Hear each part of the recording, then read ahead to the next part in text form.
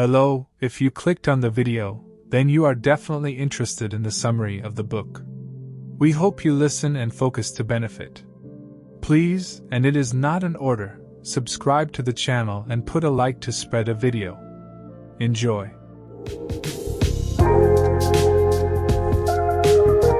Rich Dad Poor Dad, a quick book summary and review. Robert Kiyosaki's Rich Dad Poor Dad was first published in 1997 and quickly became a must-read for people interested in investing, money, and the global economy. The book has been translated into dozens of languages, sold around the world, and has become the #1 personal finance book of all time. The overarching theme of Rich Dad Poor Dad is how to use money as a tool for wealth development. It destroys the myth that the rich are born rich, explains why your personal residence may not really be an asset, describes the real difference between an asset and a liability, and much more. Key takeaways/lessons learned. 6 lessons Robert Kiyosaki learned from his rich dad about making money and the mistakes that poor dad made. 5 obstacles to overcome before you can become rich and stay rich. 10 steps to follow to develop your financial genius. Actionable to-do steps you can put to work right away. Chapter/section summaries. Rich Dad Poor Dad contains a total of 10 chapters plus the introduction, but much of the book is focused on the first 6 parts or lessons. We'll cover the introduction and the first 6 lessons, then the remaining 4 sections later in this review. Introduction: Rich Dad Poor Dad. Chapter 1: The Rich Don't Work for Money. Chapter 2: Why Teach Financial Literacy. Chapter 3: Mind Your Own Business. Chapter 4: The History of Taxes and the Power of Corporations. Chapter 5: The Rich Invent Money.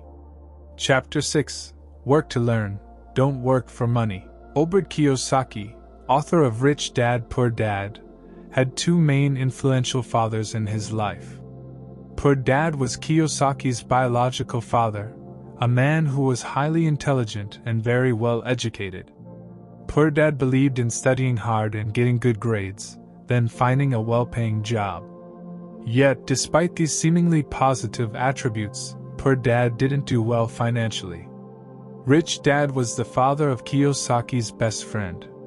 He had a similar work ethic to Kiyosaki's real dad, but with a twist. Rich Dad believed in financial education, learning how money works, and understanding how to make money work for you. Although he was an 8th grade dropout, Rich Dad eventually became a millionaire by putting the power of money to work for him. The book is written from Kiyosaki's perspective of how Rich Dad went about making money and the mistakes that Poor Dad made. The first 6 chapters of Rich Dad Poor Dad make up about 2/3 of the book and discuss the 6 lessons that Kiyosaki learned from his rich dad. Chapter 1: The Rich Don't Work for Money. Oftentimes people misunderstand the title of this chapter and mistakenly believe that it means the rich don't work. In fact, the complete opposite is true. Instead of reading the chapter title as "The Rich Don't Work for Money," what Kiyosaki means to say is that the rich don't work for money. Note that by putting the emphasis on the word money, this section takes on an entirely different meaning. The truth is that the majority of rich people do work very hard, but they go about it differently than most people do. Rich people, and people who want to become rich, work and learn every day how to put money to work for them. As Rich Dad says, the poor and middle class work for money. The rich have money work for them. Kiyosaki also notes that having a regular job is just a short-term solution to the long-term problem, or challenge, of creating wealth and financial freedom. It's fear that keeps most people working at a job, the fear of not paying their bills, the fear of being fired, the fear of not having enough money, and the fear of starting over. That's the price of studying to learn a profession or trade, and then working for money. Most people become a slave to money, and then get angry at their boss. Chapter 2: Why Teach Financial Literacy. The second chapter of Rich Dad Poor Dad explains the difference between an asset and a liability. Chapter 2 drives home the point that it's not about how much money you make, but about how much money you keep.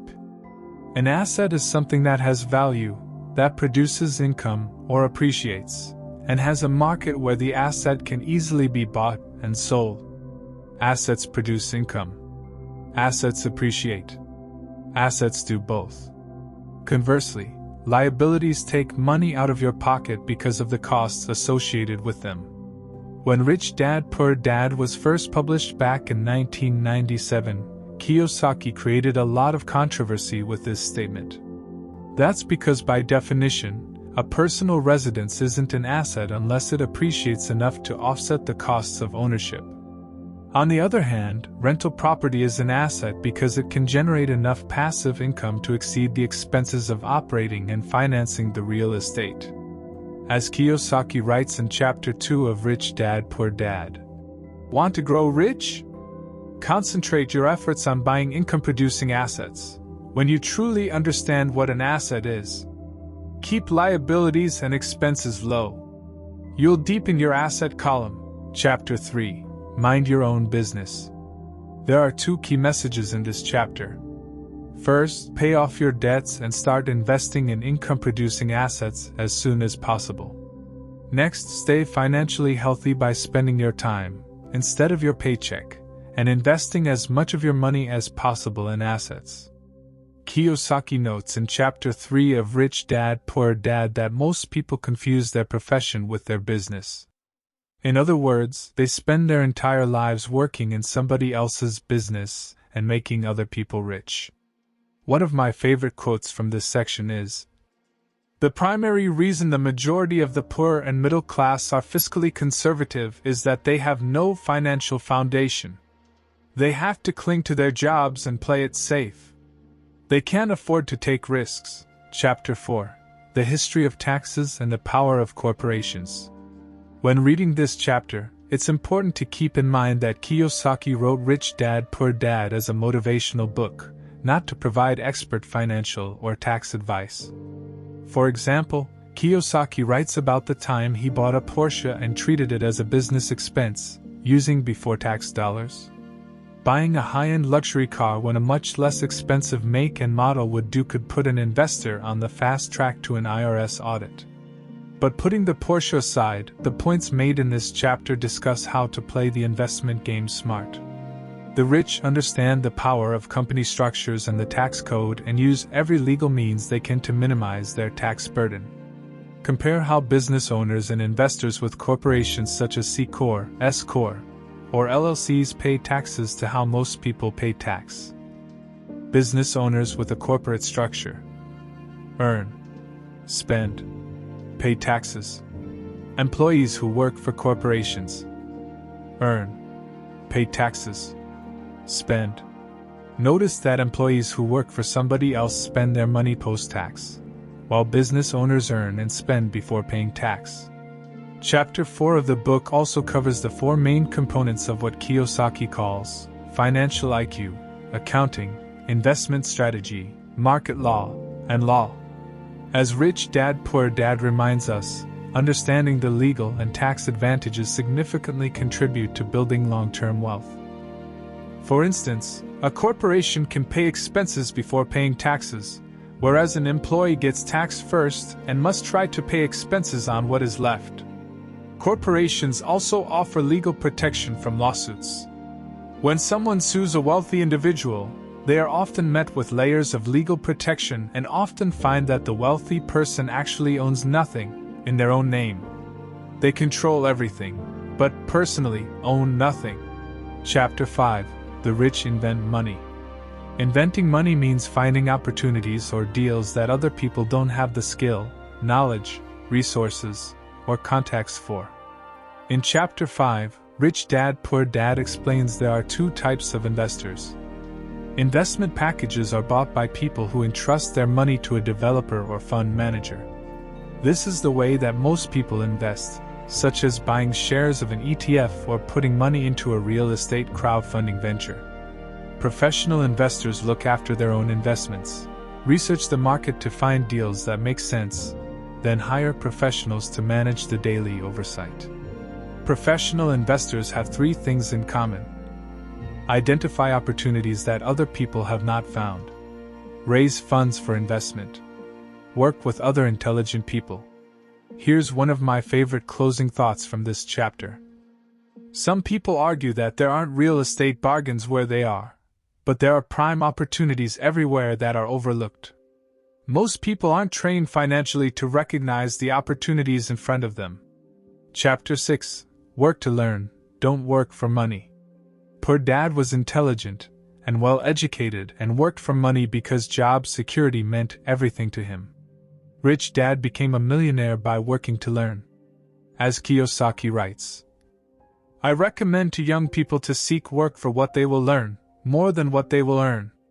Look down the road at what skills they want to acquire before choosing a specific profession and before getting trapped in the rat race. In fact, that's exactly what Kiyosaki did. He joined the Marines after graduating from college and learned the essential business skills of leading and managing people.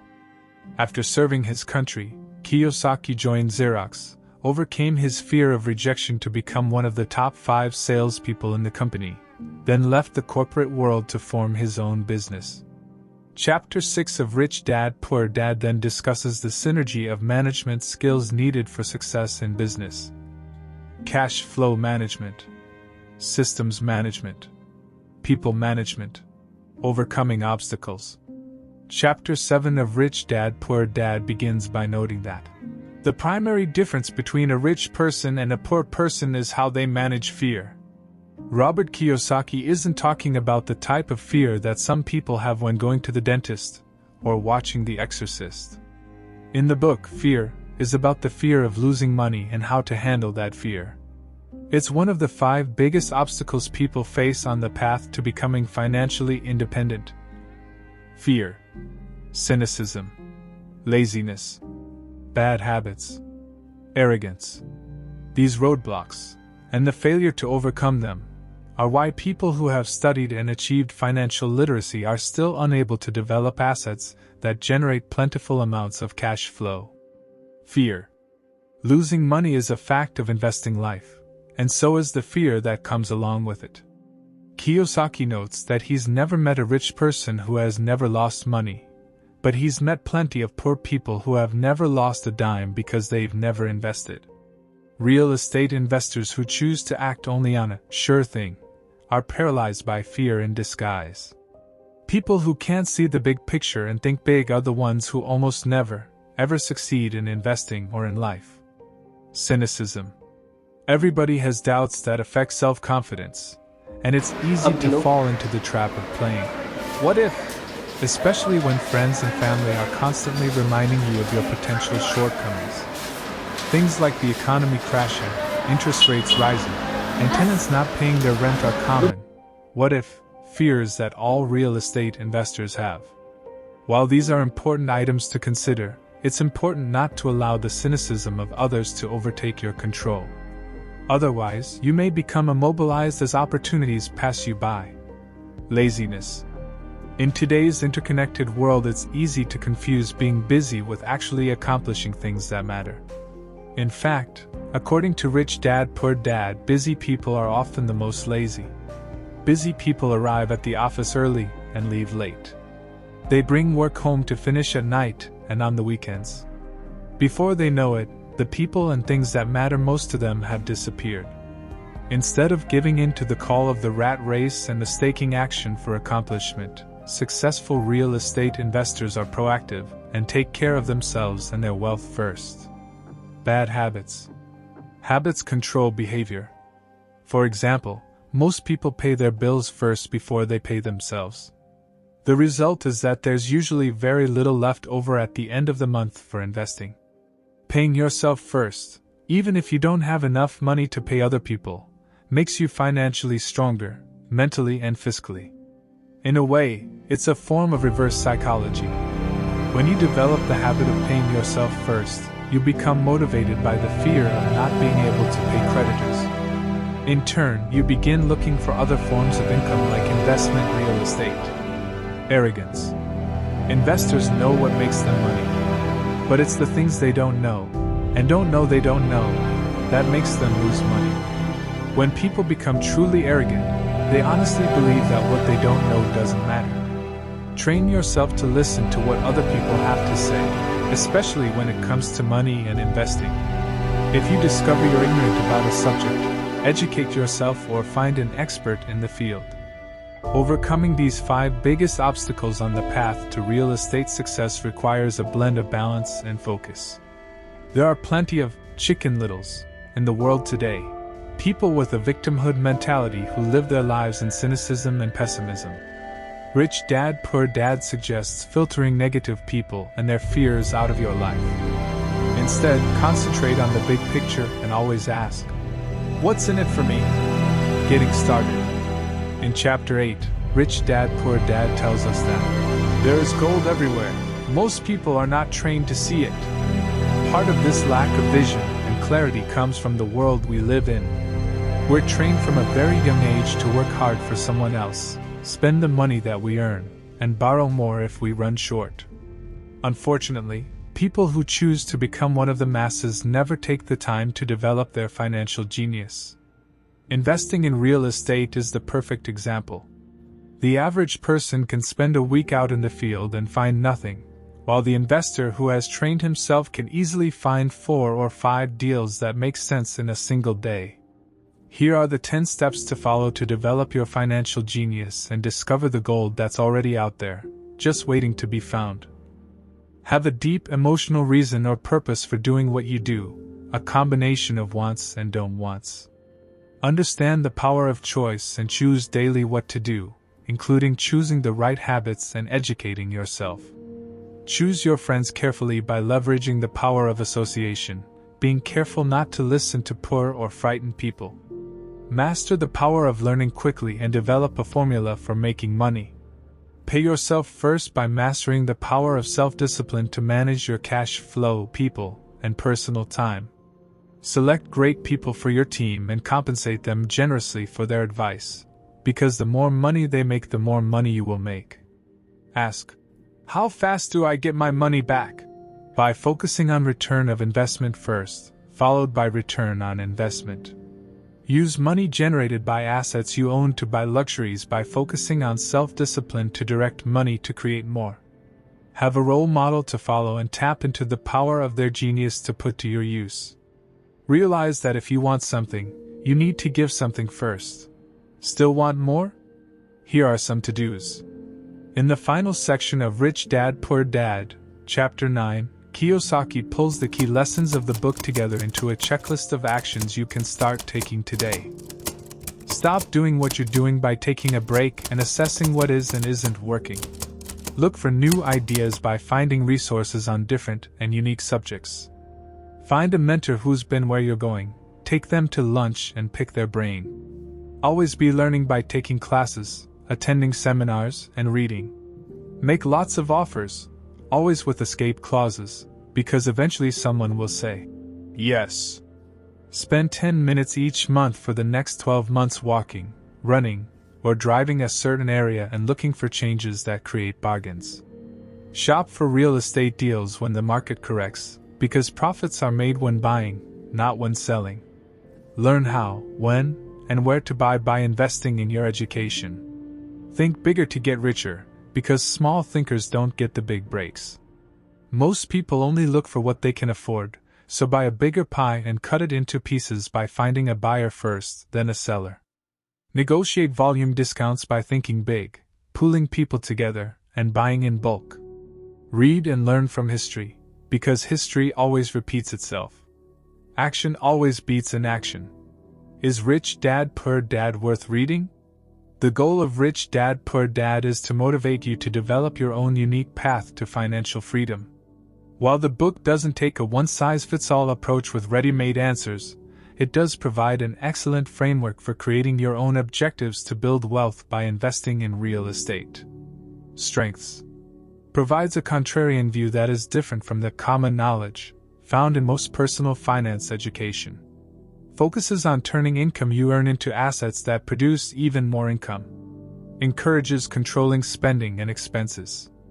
explains why investors should focus on real estate versus other asset types, emphasizes the power of thought and continual learning, talks about taking action instead of just thinking about it. Weaknesses. Success examples in the book are unique to Kiyosaki's specific situation and may be hard to replicate. Some parts of the book also lack detail, which may make the concepts discussed more difficult to apply. Frequently demeans people who are more comfortable following the herd rather than thinking for themselves. Rich Dad Poor Dad is a motivational book, not a book written by a financial expert. Thank you for watching. If you benefit, do not forget to share the video with your friends. We will meet in a new video with a new book. Goodbye.